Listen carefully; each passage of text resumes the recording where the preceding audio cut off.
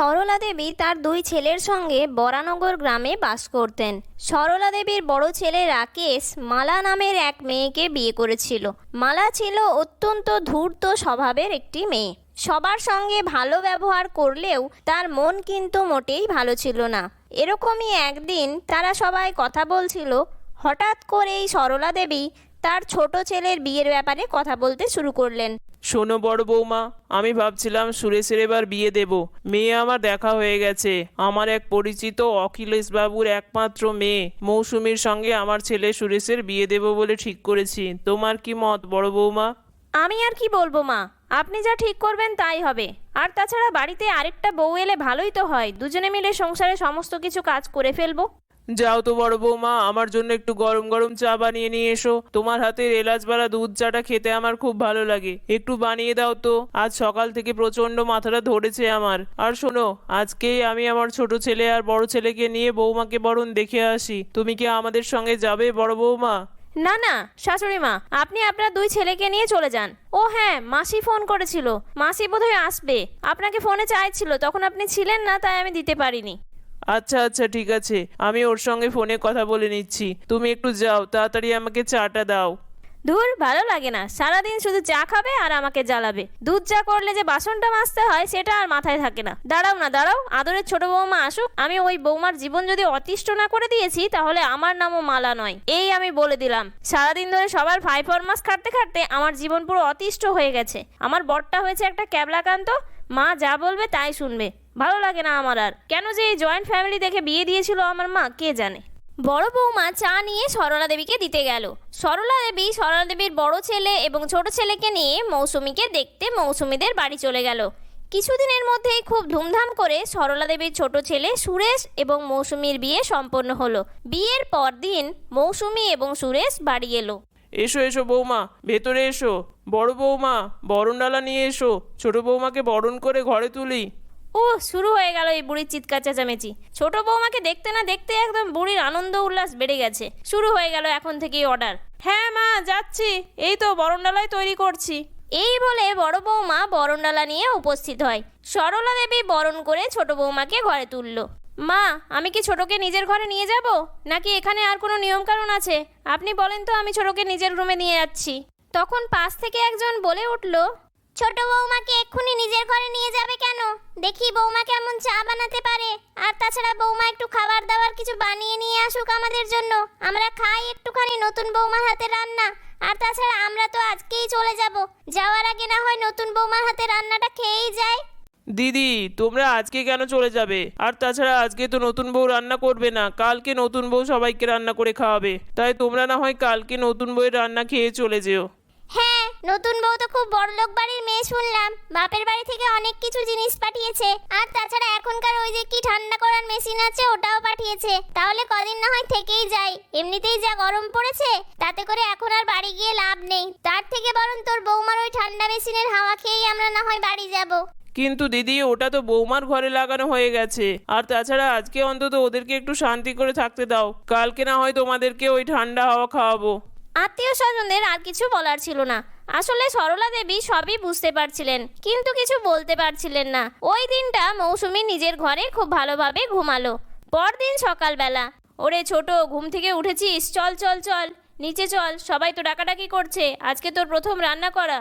হয়ে গেছে দিদি, আমি এক্ষুনি নিচেই আসছিলাম, চলো যাই।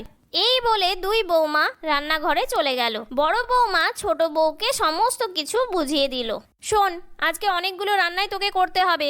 সকালে জলখাবারে লুচি, আলুর দম, গাজরের হালুয়া আর পায়েস বানাবি। আর দুপুরবেলা বানাবি ভাত, মাছের মাথা দিয়ে মুগের ডাল, ঝুরঝুরে আলু ভাজা, দই পটল, ডাব চিংড়ি, মালাই কোপ্তা, মটন কষা, ফিশ ফ্রাই আর পোলাও। ঠিক আছে, জোগাড় কর, বাকিটা আমি এসে পরে বলে দিয়ে যাচ্ছি। এই সমস্ত কিছু রান্না আমাকেই করতে হবে? মানে কেউ হেল্প করবে না রান্নাতে? না রে, আমাদের বাড়ির এটাই নিয়ম, বিয়ের পর দিন নতুন বউকে সমস্ত কিছু রান্না বান্না করতে হয়। ছোট বউ আর উপায় না দেখে সে রান্না বান্না শুরু করে দেয়। সকালবেলা সবার জন্য লুচি, আলুর দম, গাজরের হালুয়া, পায়েস বানিয়ে ফেলে। কিছুক্ষণ পর মাসি শাশুড়ি ডাক দিয়ে ওঠে, কই গো নতুন বৌমা, খুব গরম পড়েছে, আমাকে একটু দইয়ের ঘোল বানিয়ে দাও তো দেখি। তোমার শাশুড়ি মাকেও দিও আর তোমার মেসোমশাইকেও দিও। সরলা, যা তো তোর ছোট বৌমার ওই ঠান্ডা করার মেশিনটা নিয়ে আয় দেখি, একটু ঠান্ডা হাওয়া খাই, গরমে মাথাটা বড্ড ধরেছে। আর তাছাড়া খাওয়া দাওয়াটাও একটু বেশি হয়ে গেছে, একটু রেস্ট করে নি। সরলার ইচ্ছে না থাকলেও সে আর আত্মীয় স্বজনদের কথার ওপর কিছু কথা বলতে পারলো না এবং সে কুলার চালিয়ে দিল ডাইনিং রুমে। সমস্ত অতিথিরা আরাম করে কুলারের হাওয়াতে বসে থাকলো। কিরে ছোট, দইয়ের ঘোল বানানো হলো তোর? কত টাইম লাগবে? ওদিকে তো মাসি পিসি সবাই বসে আছে দইয়ের ঘোল খাবে বলে। এই যে দিদি, এক্ষুনি দিচ্ছি। এই বলে ছোট বউ সবার জন্য শরবত রেডি করে দেয়, কিন্তু তখনই বড় বউ বলে উঠল, আরে না না, তুই কেন নিয়ে যাবি? তুই একেই এত কষ্ট করে রান্না বান্না করছিস, আমি এগুলো দিয়ে আসছি বাইরে। তুই দুপুরে রান্নাটা মন দিয়ে কর। আর শোন, একটু মিষ্টিও বানাস, শেষের পাতে একটু সবাইকে মিষ্টি খাওয়াবো বলে ভাবছিলাম। এই সমস্ত ঘটনা সরলা দেবী দূর থেকে দেখছিলেন, কিন্তু সে বড় বৌমাকে কিছুই বলতে পারছিলেন না। এই নিন, সবাই শরবত খেয়ে নিন। আসলে ছোট রান্নাঘরে খুব বিজি তো, তাই আমি তাড়াহুড়ো করে আপনাদের জন্য শরবত বানিয়ে নিয়ে এলাম। খেয়ে নিন সবাই। সবাই শরবত খেয়ে বড় বউয়ের খুব প্রশংসা করতে লাগলো, কিন্তু সরলা দেবী মনে মনে খুব রাগ করতে লাগলেন বড় বৌমার ওপরে। সমস্ত রান্নাবান্না শেষ করে সবাইকে খাইয়ে ছোট বৌমা এলো ঘরে রেস্ট করতে।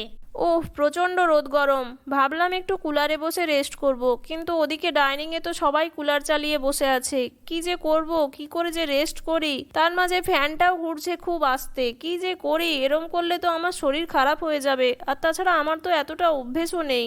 এরকম ভাবেই কিছুদিন কাটতে থাকে। সরলা দেবী সমস্ত কিছু বুঝতে পারলেও তার কিছুই করার ছিল না।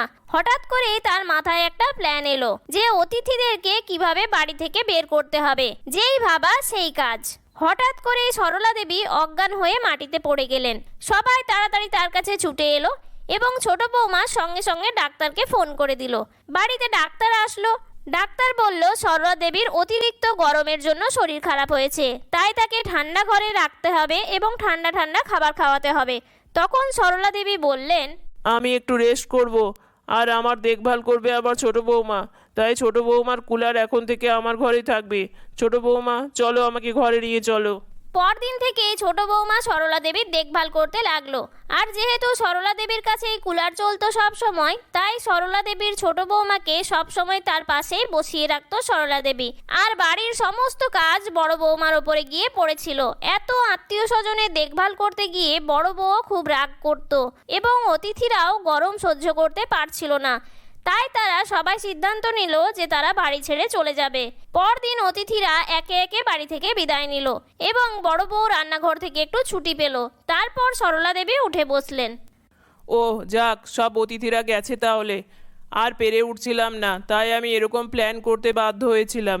আসলে আমার কিছুই হয়নি। যে ডক্টর আমাকে দেখতে এসেছিল সে আমাদের ফ্যামিলি ডক্টর। তাকে আমি সমস্ত কিছুই বলে রেখেছিলাম। আর দেখছিলাম কদিন ধরেই যে ছোট বৌমার ওপর চাপ বেড়েই যাচ্ছে।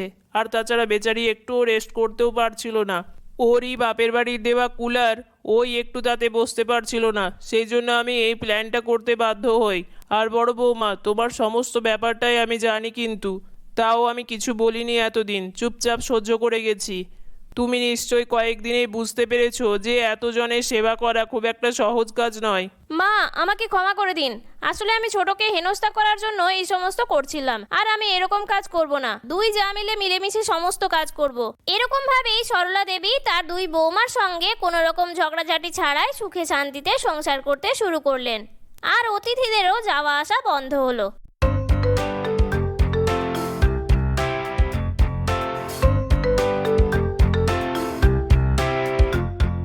কই গো বড় বৌমা, কোথায় গেলে? খাবারটা কখন হবে শুনি? একটা তো বেজে গেল। এত দেরি করে রান্না করলে কখন সবাই খাবে? আজ তো ছেলে মেয়েরাও বাড়িতে আছে, আর আমারও বয়স বাড়ছে তো নাকি? এবার খেতে দাও। এত দেরি করে কেন রান্না করো? কেন গা হাত পা নড়ে না নাকি? হ্যাঁ মা, এই তো হয়ে গেছে, এক্ষুনি খাবার দিচ্ছি। আসলে এত গরম পড়েছে যে রান্না বান্না করাই যাচ্ছে না, খুব কষ্ট হচ্ছে। কষ্ট হচ্ছে মানে? তোমার যদি কষ্ট হয় আমরা খাবো কি করে? আমি কি এখন এই বয়সে রান্নাঘরে ঢুকে রান্না করব নাকি সবার জন্য? বৌদি, আমার জন্য কিন্তু ভাত বানাবে না। আমার জন্য তুমি ভেজিটেবল সটে করে দাও। এত গরমে আমি ভাত খেতে চাই না। আর জুস নিয়ে এসো আমার জন্য। কিন্তু মনীষা, আজকে তো আমি ভেজিটেবল শটে বানাতেই ভুলে গেছি। আসলে এত গরম পড়েছে যে এত কিছু রান্না করতে করতে তোমার আর ভেজিটেবল শটেটা বানানোই হয়নি। আমার মনেই ছিল না। মা, দেখেছো তোমার বড় বৌমার কাণ্ড? দেখেছো নিজেকে কি মনে করে কে জানে। আমার জন্য ভেজিটেবল শটেও বানাতে পারেনি। ও নাকি বিরাট খাবার রান্না বান্না করে ফেলেছে সবার জন্য। তুমি কি করবে দেখো, আমি জাস্ট আর ওকে নিতে পারছি না। কি অবস্থা! তুমি আমার মেয়ের জন্য একটু ভেজিটেবল শটেও বানাতে পারোনি? ও তো এমন কিছু খায় না, শুধু ভেজিটেবল শটেই খায়, সেটাও তুমি বানাতে পারোনি। তা আজকে কি রান্না করেছো শুনি? আমার জন্য চিকেন স্যুপ বানিয়েছো। আর আমার বড় খোকা কিন্তু মাটন খেতে খুব ভালোবাসে, তোমার জন্য ও মাটন খেতেই পারে না। তোমার গরমে কষ্ট হবে ভেবে আমার ছেলে মাটন খাওয়ার কথাই বলে না। ও বলে না বলে, তুমি এরকম ভেবো না যে তোমার আর কোনোদিন মাটন রান্নাই করতে হবে না। ফ্রিজে তো মাটন, চিকেন সবকিছুই ছিল, তুমি বানিয়েছো নিশ্চয়ই। আসলে মা, আপনার বড় ছেলে বলল খুব গরম পড়েছে, তাই একটু হালকা পাতলা মাছের ঝোল খাবে। তাই আমি একটু কালো জিরে ফোড়ন দিয়ে মাছের ঝোল বানিয়েছি। এখন তো এত গরম পড়েছে, মাটন না খাওয়াই ভালো। কি তোমার কাছ থেকে এখন শিখতে হবে নাকি কি খাওয়া ভালো আর কি খাওয়া ভালো নয়? তোমার সাহস আমি দেখছি দিন দিন বেড়েই যাচ্ছে। এরপর সবাই খাবার টেবিলে এলো এবং মিতার শাশুড়ি এবং ননদ দুজনে মিলে ঝামেলা করতে লাগলো। রাহুল বলল, মা, কেন সবসময় বৌদির পেছনে লাগো তুমি? আর মনীষা, তোর কোনো কাজ নেই? সারাক্ষণ বৌদির পেছনে পড়ে থাকিস কেন? বৌদি যে এই গরমে রান্না বান্না করে খাওয়াচ্ছে সব আমাদেরকে, এটাই তো অনেক। নিজে তো কোনোদিন রান্নাঘরে ঢুকিস না, জানিস এই গরমে রান্না করতে কত কষ্ট হয়? হ্যাঁ হ্যাঁ আমি জানি, কিন্তু বড় বৌদি রান্না ছাড়া করবেটাই বা কি? ওর যা শিক্ষাগত যোগ্যতা, তাতে করে ও তো আর কিছুই করতে পারবে না রান্না ছাড়া। তাই ও বরং রান্না বান্নাটাই করুক। আর দাঁড়া, দুদিন পর তোর বউ শিপ্রা আসছে। শিপ্রা তো খুব বড় লোকের মেয়ে, দেখবো তুই কেমন বৌদির হয়ে কথা বলতে পারিস। মনীষা, বড়দের সঙ্গে কিভাবে কথা বলতে হয় সেটাও তো ভুলে গেছিস দেখছি। আর তোর বড় বৌদি যথেষ্ট করে সবার জন্য, তাই তুই আর এখন বেশি কথা বলিস না, চুপচাপ খেয়ে উঠে যা। মা, দেখেছো দাদা ভাই পর্যন্ত এখন আমাকে কথা শোনাচ্ছে ওর বইয়ের জন্য। ভাগ্যিস তুমি আছো, না হলে তো দুই দাদা মিলে আমাকে কবেই বিদায় করে দিত। আমি আজকে কিচ্ছু খাবো না, আমি চলে গেলাম, বাইরে থেকে কিছু খেয়ে নেব। এই বলে মনীষা রাগ করে বাড়ি থেকে বেরিয়ে গেল। মনীষা ছিল খুব বদমেজাজি একটি মেয়ে। বড় বৌমা, দিলে তো আমার মেয়েটাকে রাগিয়ে। মেয়েটার তো দুপুরবেলা খাওয়াই হলো না। এই গরমের মধ্যে আমার মেয়েটা কোথায় গেল কে জানে। আর বড় খোকা, ছোট খোকা, তোরা কেন তোদের বোনের পিছনে লাগিস? মা, ওকে তো সঠিক শিক্ষা দেওয়াটা দরকার। আমরা কিছু বলি না বলে ওর কথাবার্তার ধরন হয়েছে দেখেছো? যাকে যা নয় তাই বলে যাচ্ছে। এরকম ভাবে কিছুদিন কাটতে লাগলো। কিছুদিন পর শিপ্রার সঙ্গে রাহুলের বিয়ে হয়ে গেল। বিয়ের কিছুদিন পর কিছু প্রতিবেশী রাহুলের বউ শিপ্রাকে দেখতে এলো। শিপ্রা ছিল অত্যন্ত ধনী পরিবারের একটি মেয়ে। দেখি দেখি নতুন বউকে দেখি। ও মা, নতুন বউ তো খুব সুন্দরী আর খুব স্মার্টও বটে। বাবা দিদি, তোমার বড় বৌমা থেকে তো তোমার ছোট বৌমা অনেক ভালো। বড় বৌমাকে কি করে নিয়ে এসেছিলে বাবা কে জানে। বাপের বাড়ির অবস্থাও তো শুনেছি ভালো না। আর তোমার ছোট বৌমা যেমন রূপ তেমন গুণ। আর শুনলাম নাকি খুবই ধনী পরিবারের মেয়ে। আর বলেন না দিদি, কি করব? আমার বড় ছেলে অত্যন্ত সাদাসিধে, ওর রূপের গুণে ফাঁসিয়ে বড় বৌমার বাবা মা বিয়ে দিয়ে দিয়েছিল আর কি। কি যে রূপ, আমি তো কিছুই বুঝি না। হ্যাঁ, আমার ছোট বৌমার বাবা খুবই ধনী ব্যক্তি, বিয়েতে কত কিছুই না দিয়েছে। আর তাছাড়া মেয়েকে তো হিরে সোনাতে মুড়িয়ে দিয়েছে। আর আমার ছোট বৌমাকে দেখতেও দেখেছো কত সুন্দরী। মা, অনেকক্ষণ ধরে আপনাদের কথা শুনছি। কি হয়েছে কি আপনার? আপনি এরকম পাড়ার লোকেদের সামনে বড়দিকে অপমান করছেন কেন? আপনাকে দেখে তো আমি অবাক হয়ে যাচ্ছি। ওনারও তো না হয় বাইরের লোক, অনেক কথা বলতেই পারেন, কিন্তু আপনি কি করে করেন এরকম? কারণে অকারণে বড়দিকে তো দোষ দিয়েই যাচ্ছেন সকাল থেকে। আপনাদের জন্য কত কিছু করে দেখেছি বড়দি, সকাল থেকে রাত অবধি। এতটা অকৃতজ্ঞ হন কি করে আপনারা? ও মানে আমার বাবার টাকা আছে তাই আমার এত আদর। আর যদি আমার বাবার টাকা না থাকতো তাহলে আপনি আমার সঙ্গেও এরকম করতেন? আরে বৌমা, তুমি কি বলছো? তোমার সঙ্গে তুমি ওই বড় বৌমার তুলনা করছো? কোথায় তুমি আর কোথায় ও? বড় বৌমা, তুমি সবার জন্য জুস নিয়ে এসো। আর তোমার আন্টিরা কি খেতে চায় শোনো, তারপর সবার জন্য বানিয়ে নিয়ে এসো। আর ছোট বৌমার জন্যও জুস নিয়ে আসবে। এক্ষুনি যাচ্ছি মা। কাকিমা, আপনারা কি খাবেন বলুন? দাঁড়াও দাঁড়াও দিদি, একদম যাবে না, তুমি কোথাও যাবে না। যারা তোমাকে এত কথা শোনাচ্ছে তাদেরকে তুমি রান্না বান্না করে খাওয়াবে? নিজের আত্মসম্মান হারিও না। এখানে তোমারও যা কাজ আমারও তাই কাজ, তাই তুমি নিজে কিছু করবে না। যা করব দুজনে একসঙ্গে করব। আর তুমি রান্নাঘরে যাবে না, আমি যাব। আরে না না, তোকে যেতে হবে না। তুই বাড়ির নতুন বউ, এখন থেকে কেন তুই রান্নাঘরে ঢুকবি? তুই বস, আমি সবার জন্য খাবার বানিয়ে নিয়ে আসছি। আমি যখন যাব বলেছি তার মানে যাবই, আমাকে কেউ আটকাতে পারবে না। এনাদের ব্যবস্থা কিরকম ভাবে করতে হয় সেটা আমার সব জানা আছে। শিপ্রা কারোর কথা শুনলো না। সে রান্নাঘরে গেল এবং সবার জন্য খুব ঝাল দিয়ে চিকেন পকোড়া বানিয়ে নিয়ে এলো। আর সেই সব খেয়ে প্রতিবেশীরা একদম ঝালে অস্থির হয়ে উঠলো। তারা সবাই দৌড়ে পালালো। বাবারে, কি বৌমা এনেছি বাবা বাড়িতে! এর থেকে তো আমার বড় বৌমা অনেক ভালো। এতদিন বাড়িতে আছে, কারোর সঙ্গে কোনো খারাপ ব্যবহার করেনি। হ্যাঁ, এবার আর খারাপ ব্যবহার করা চলবে না আপনাদের। তাহলে আমি কিন্তু এবার মজা দেখিয়ে ছাড়বো। আজকের পর থেকে দিদির সঙ্গে আর কোনো খারাপ ব্যবহার না কেউ করবেন না, আমি বলে দিলাম। বাবারে, আমার ঘাট হয়েছে বাবা। কি দরকার আছে বেঘরে প্রাণ হারানোর? দরকার নেই বাবা, তোমাদের সংসার তোমরাই সামলাও। আর আপনার মেয়ে অর্থাৎ আমার একমাত্র ননদিনীকেও বলে দেবেন সাবধানে থাকতে। বড় বৌদির সঙ্গে যেন কোনোদিন খারাপ ব্যবহার না করতে দেখি। আমি কিন্তু তাহলে কাউকে ছেড়ে দেব না। মিতার শাশুড়ি এক দৌড়ে নিজের ঘরে চলে গেল। মিতা শিপ্রা হাসতে লাগলো। এইভাবেই শিপ্রা এসে মিতার সমস্ত কষ্ট দূর করলো এবং তারা সবাই মিলে এরকম ভাবেই খুনসুটি করে জীবন কাটাতে লাগলো। বন্ধুরা, আমাদের গল্পটি তোমাদের কেমন লাগলো? যদি ভালো লাগে তাহলে একটি লাইক করো আর কমেন্ট করে জানিও। চ্যানেলটির ভিডিওগুলি যদি ভালো লাগে চ্যানেলটিকে সাবস্ক্রাইব করে পাশে থাকার অনুরোধ রইল। ধন্যবাদ।